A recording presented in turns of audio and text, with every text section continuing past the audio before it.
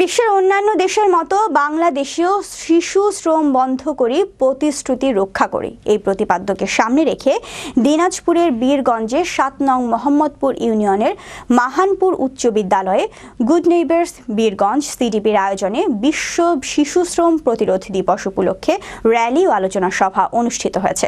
বুধবার দুপুরে Birganj সিডিপির admin facilitator Ashikur রহমানের সভাপতিত্বে অনুষ্ঠানে প্রধান অতিথি হিসেবে বক্তব্য রাখেন ৭ নং মোহাম্মদপুর ইউনিয়নের চেয়ারম্যান গোপাল দেব শর্মা।